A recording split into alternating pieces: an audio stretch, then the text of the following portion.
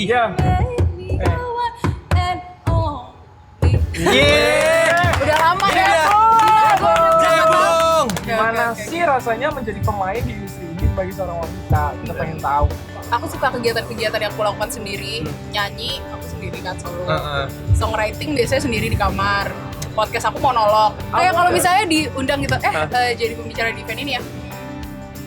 Enggak gitu. Kita nggak Kadang-kadang ngomong. suka merasa kayak, sepenting itu kan gue. Impostor Gitu. syndrome. Oh gitu ya. Aku udah punya anak. Aku sebenarnya sudah seorang menjadi Buddha ya. Yeah, congrats, Mom. Single mom. Congrats, Mom.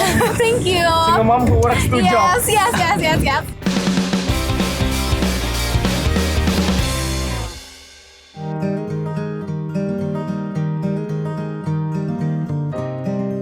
Make me your Aphrodite.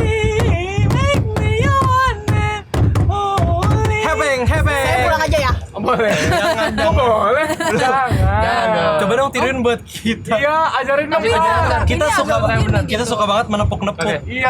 Kalian tahan ya, kalian tahan ya. Siap. Make me your Aphrodite. Iya. Make me your one and only. Udah lama Ini ya. dia. Cebong. Cebong Iya, tuh sekarang berapa tahun TikToker, podcaster, atau penyanyi atau apanya aja? Aku nyanyi. Oke. Aku podcast juga. Aku bikin konten juga. Tapi katanya sekarang juga sering banget sibuk jadi pembicara. Iya, karena aku memang penting banget. Iya, calon gubernur Jebung. Jaktim kan, berarti Jakarta. Jakarta. DKI Jakarta. Iya, beberapa suka dipanggil, suka bingung kenapa, tapi happy aja sih. Apa maksudnya? Ya suka bingung kenapa orang manggil aku ngomong gitu. Emang gak bingung? Oh, jadi kalian? pembicara Aku maksudnya. enggak. Kayak kalau misalnya diundang gitu, jadi pembicara di event ini ya. Enggak gitu. Kita nggak Kadang-kadang ngomong. suka merasa kayak, sepenting itu kan gue. Impostor Gitu. syndrome. Oh gitu ya. Tapi seringnya tuh jadi pembicara mungkin yang sebagai motivator atau kayak menjelaskan tentang entertain atau apa gitu. Kadang-kadang dua-duanya pernah sih. Tapi paling awkward tuh justru kalau motivator sih. Iya. Itu awkward banget ya. Hidup gue sama memotivasi itu kah? Karena kan orang yang jadi motivator antara hidupnya sedih banget atau sukses banget. Iya, gue kayaknya nggak sedih-sedih banget, kayaknya masih meritis juga gitu. Jadi kadang-kadang tapi disuruh motivasi. Biasanya yang disuruh motivasi kan anak SMA gitu ya. Ayo semangat berkonten. Iya, ayo semua teman-teman. Intinya berani. Itu belum ngomong, welcome terus. Iya. Ada Jebung. Oh, terima kasih ya. Gimana sih rasanya menjadi pemain di industri ini sebagai seorang wanita? Kita pengen tahu. Berarti kan passion lo adalah menyanyi, betul tidak? Menyanyi bener banget, Kak. Ya. Benar. Betul tidak kalau gitu? Betul tidak? Menyanyi. Tapi maksud gua, apakah dari semua ini ada kesamaan dari semua yang lo lakukan, misalnya lo podcasting, lo motivator, lo jadi content creator, semua ini ada similarities nggak sih sehingga akhirnya lo menentukan ya udah gue jalanin aja semuanya berbarengan. Persamaannya apa ya? Mungkin sama-sama memberikan pesan ke orang-orang. Dan makanya aku suka kegiatan-kegiatan yang aku lakukan sendiri. Nyanyi, aku sendiri kan solo. Songwriting biasanya sendiri di kamar. Podcast aku monolog sendiri. Baru ngundang tamu tahun lalu. Jadi podcast kan dari 2021 itu tuh monolog. Kalaupun ada tamu, biasanya kalau nggak ada aku panggil dari kamar bawah. Ya tadi lu lucu banget lagi. Gue mau di TikTok. Atau enggak, pernah anjing gue jadi tamu sekali. Dia cuma napas doang sih. Tapi gue mencoba untuk translate bahasa-bahasa anjing. Iya, tapi kesamaannya ya sama-sama ya it's some kind of way ngobrol kan. Nyanyi kan juga ngobrol. Tapi sebenarnya aku penasaran kan kalau podcast tuh kan kita kadang emang sebagian besar ngobrolnya random ya. Iya. Cuman ada nggak sih kayak titik dimana audience tertarik kalau kita lagi ngobrol hal ini terus kita jadiin tuh kayak senjata atau Sebenarnya pendengar gue kan banyak kan anak-anak SMA, kuliah. Jadi pasti yang banyak mereka pengen tahu tuh ya soal romantic relationship, soal friendship, soal pergaulan, soal sekolah dan lain-lain gitu. Dan gue kira awal-awal itu doang sih yang mereka interest. Makanya awal-awal tuh banyak tema-temanya kesana. Tapi ternyata pas Ya kan namanya capek mikir Wijebum. Podcastnya kan sebenarnya ngomongin apa yang lagi bikin gue capek mikir gitu. Dan kadang-kadang kan kita capek mikir nggak cuma soal laki, nggak cuma soal temen, tapi kadang ada isu-isu tertentu kan. Dan ternyata misalnya gue ngomongin mental health, gue ngomongin perempuan, ngomongin flora fauna, ngomongin alam, mereka masih nyambung juga. Tapi of course mereka sukanya delivery lucu kan. Iya. Gitu. Dan ternyata ngomongin musik mereka juga nyambung. Tapi memang yang paling sering mereka interest banget tuh ngomongin ya biasa lah pacar-pacaran. romansa, atau derita-derita hidup gue gitu. Kan mereka suka demen. Iya, mereka suka ngeliat gue menderita. success story. Kamu success story. Oh ini enggak, ini cerita menderita yang ada di podcast gue juga bukan yang mengarah ke kesuksesan gitu. Misalnya gue kayak gagal nyetir, itu kan kayak cerita kegagalan aja ya. Dan mereka demen. Iya. Kita berpindah ke sisi musik Lau Iya. yang sering lu display juga di TikTok. Gue tuh paling suka kalau lu kayak nge-rap kayak apa ya itu namanya? Dump rap atau apa sih kayak dumping words gitu. Oh iya yang kayak gue lu buat aja ya. nggak lu ketik jadi lu langsung. Iya, gue buat langsung gitu. Nah itu gue kayak Demen. gue respect banget lagi gitu kayak maksud gue kayak peak di sisi itu lu di situ. Itu memang lu nyari misalnya gue lagi pengen cerita tentang ini atau kayak nemu beats ini. Gue tuh sering nyari di YouTube misalnya kayak unused beats R&B apa gitu. Terus kayak lagunya tentang apa itu lu bikin sendiri atau kayak kayaknya ini enaknya apapun yang keluar dari mulut tuh kata-katanya itu yang keluar. Ya gue sebenarnya udah bikin konten itu kan dari gue ini. Terus pas lagi COVID sebelum gue main TikTok itu, gue suka bikin kayak mau ngomongin tentang apa nih, nanti gue bikinin lagu 15 detik ke teman-teman gue. Akhirnya gue kebiasaan kayak langsung bikin dan gue juga awalnya gara-gara nemu type beats di YouTube juga. Jadi sebenarnya bukan karena ada sesuatu yang ingin gue ceritakan, bukan gitu sih. Sedip itu ya? Gak sedih gitu, tapi gue memang kadang-kadang tuh ada rasa yang kayak, aduh gue lagi pengen nulis nih gitu, gue lagi pengen apa gitu. Apa deh yang bisa gue tulis, kadang-kadang gue minta kayak, lo kasih gue satu kata nanti gue bikinin. Sebagai latihan sih sebenarnya, soalnya dulu gue latihannya gitu nulis lagu.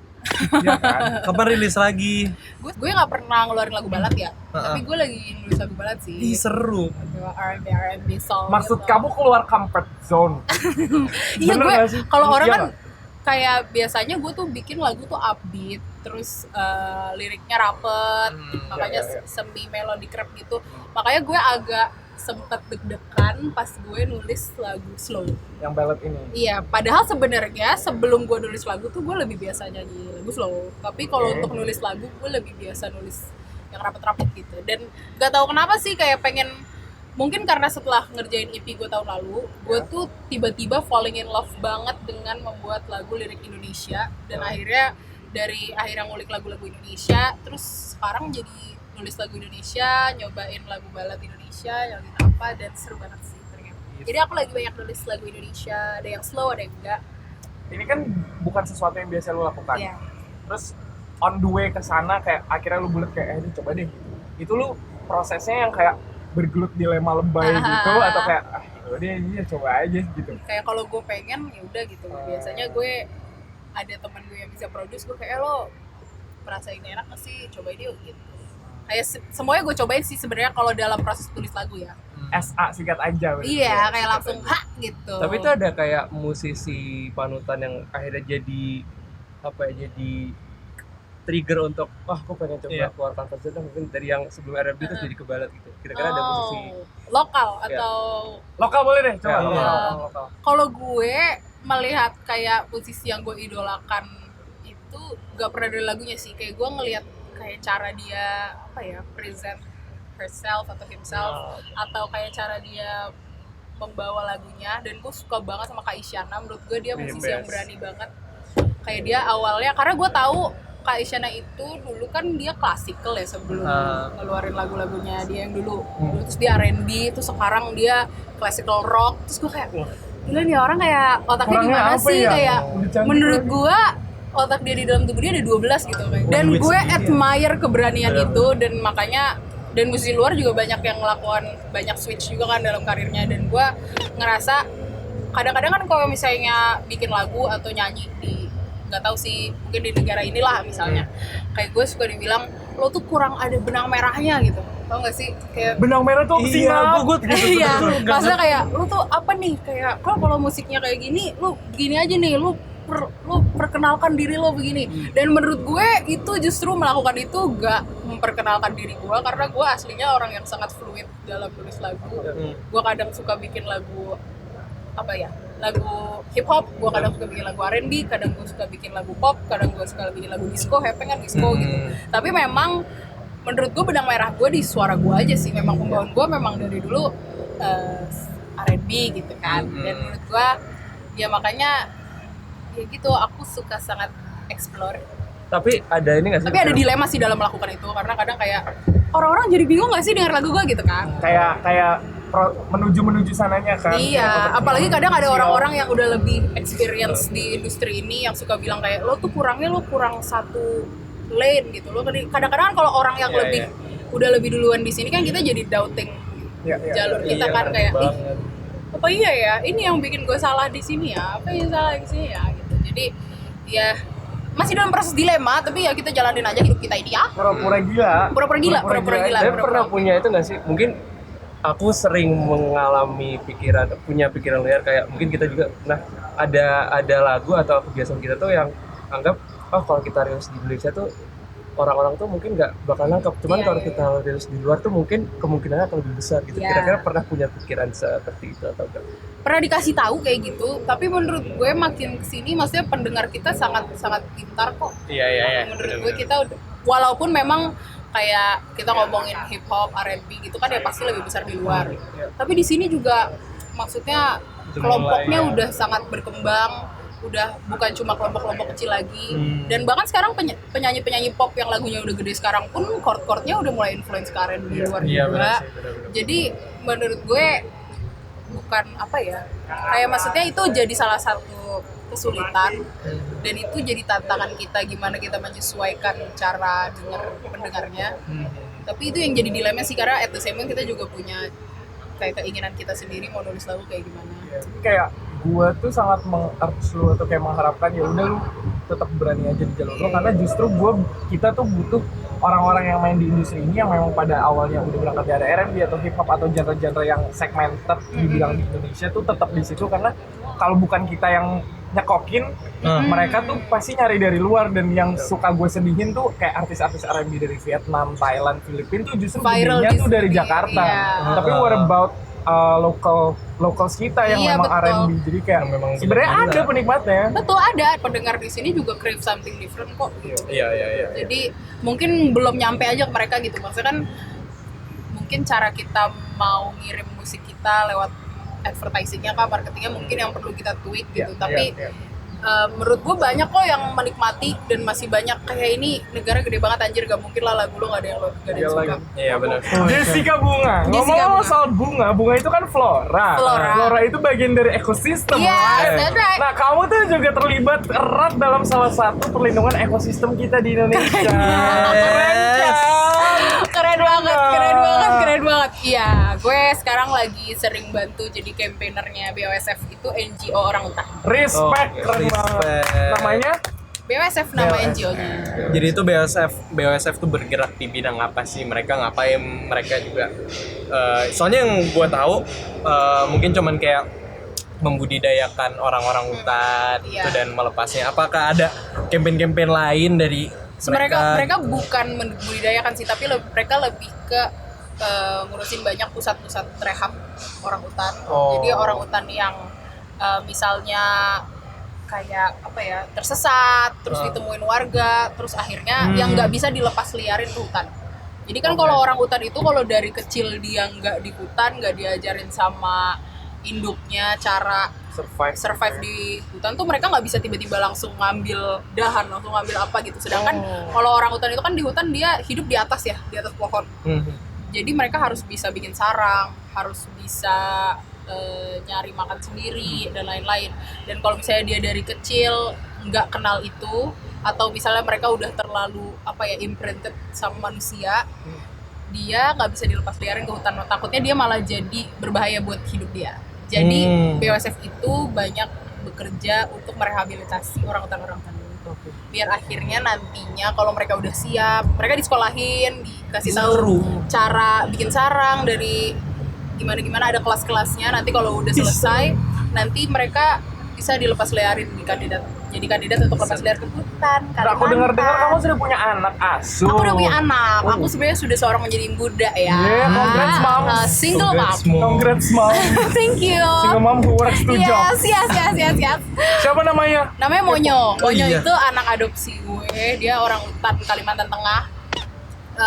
Dia sekarang lagi sekolah, lagi kelas 4 kalau nggak salah. Seru. Demi apa ada kelas sampai ada kelasnya? Iya. Itu Dia, kalau boleh tahu itu materi yang diajar di kelasnya dia di Sempowaka, Enggak dong. angklung Enggak dong. Jabar. Di tapi se- pasti ada ini nggak? Maksudnya kayak yang sign language gitu. Enggak, jadi sekolahnya itu justru kalau kita kan sekolah misalnya biar lebih pinter untuk bekerja gitu kan misalnya. Kalau mereka itu sekolah justru biar liar. Karena mereka tuh mereka kan awalnya direhabilitasi karena mereka nggak bisa hidup di hutan Iya, kan. Mereka, kurang binatang kali ya. Iya, kurang liar gitu. Jadi mereka di sana tuh disekolahin justru gimana caranya ya tadi bikin sarang sendiri di hutan. Jadi nggak perlu justru mereka disekolahin biar mereka nggak perlu bantuan manusia untuk hidup sendiri. Nice, ya. Nah kemarin gue tuh sebenarnya kan karena dia itu kan sekarang di hutan. Bukan adopsi gue taruh di rumah ya. Rumah gue Jakarta Timur bukan. Kepanasan Iya, dia. bukan. Kepanasan dia. Dia sekarang masih di pusat rehabnya.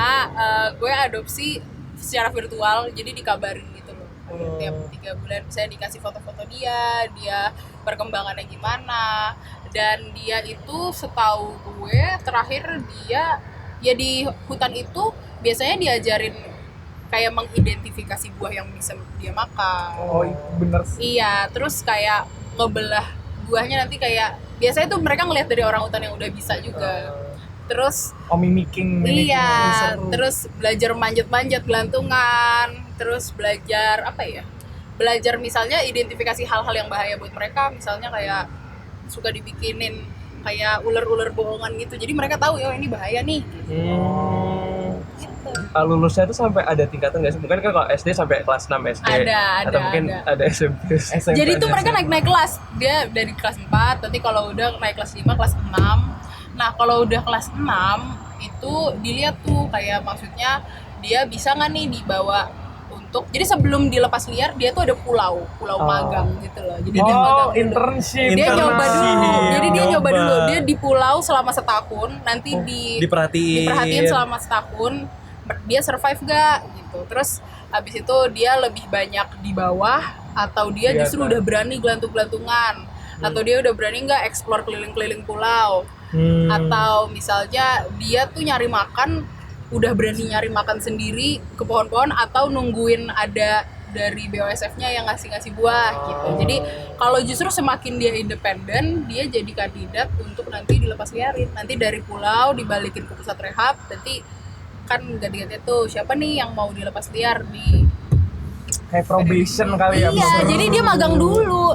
Makanya kemarin gue sempet pas ke Kalimantan tuh sempat dikasih kesempatan untuk ngelepas salah satu orang hutan ke pulau magang. Jadi bukan yang ke hutan, Bebas. bukan ke hutan bebas. Jadi dia udah selesai sekolahnya, sekarang mau dicobain ditaruh di pulau. Jadi tiap orang hutan tuh beda. Kayak bisa juga dia di sekolah lancar, tapi pas ke pulau dia mungkin jadi penyendiri. Bisa juga dia nggak adaptasi. Introvert kali Iya, ya. bisa beda-beda tiap orang hutan gitu loh. Jadi ada yang bisa lepas, ada yang enggak gitu. Jadi gue berharap pokoknya lancar sih. Ya, anakku. Semangat Monyo. Sekolah ya. Semangat juga BOSF. Semangat BOSF BOSF Monyo itu dan sorry, juga kalau- semangat buat Jebung. Yes. BOSF itu kalau boleh tahu dia base-nya di Kalimantan atau emang itu tersebar di seluruh Indonesia di ke orang Dia ngurusinnya orang hutan Kalimantan yang subspesiesnya kan ada Kalimantan Tengah, ada Kalimantan Timur kan orang hutannya beda. Kamu punya tadi Kalimantan Tengah ya? Tengah. Ah. Iya. Kalau orang hutan ada juga di orang hutan Sumatera, tapi BOSF itu cuma megang orang hutan Kalimantan Timur dan Tengah. Gitu. Supaya lebih fokus kali ya. Centralized. Setahu aku orang hutan Sumatera ada juga sih NGO-nya beda. Ada satu pertanyaan super serius. Oh no. Tapi kayak kamu boleh jujur, boleh memilih tidak jawab juga nggak apa-apa. Oke. Menurut kamu industri musik kita ini sebagai kamu pelaku dan dari kacamata wanita, Iya. menurut kamu apa yang masih kurang supaya bisa diperbaiki supaya kamu dan wanita-wanita lainnya di industri musik ini bisa lebih mungkin nyaman, secure atau lebih didengarkan atau punya banyak kesempatan dan sebagainya. Ini siapa? Maksudnya untuk siapa? Untuk memperbaiki. Siapa yang memperbaiki? Kita sebagai sesama pelaku. Menurut aku ini sebenarnya bukan salah pelakunya apa gimana. Menurut aku memang ini jadi sesuatu yang sekarang lagi banyak digaungkan juga, terutama buat songwriter. Kayak menurut aku kita tuh sebagai musisi harus paham banget soal rights kita, apalagi kalau kita nulis lagu. Jadi menurut aku edukasi soal itu, yang karena menurut aku banyak banget kayak kasus-kasus kayak penyanyi nggak tahu uangnya kemana, atau kayak nggak tahu lagunya ditampilin sama siapa terus dia nggak dapet keuntungan apa-apa gitu loh, atau songwriter yang under appreciated. Dan itu jadi salah satu hal yang menyedihkan sih, karena kan core lagu songwritingnya juga kan. Di samping itu major part sih. Iya, di samping komposisinya juga gitu. Jadi menurut aku sebagai musisi kita harus tahu sih rights kita secara finansial, secara legal, secara, atau misalnya publishing rights-nya, master rights-nya apa. Dan di samping itu, kalau sebagai perempuan, yang aku rasa sebagai penyanyi perempuan di era-era ini, aku ngerasa kompetisinya tuh parah banget ya.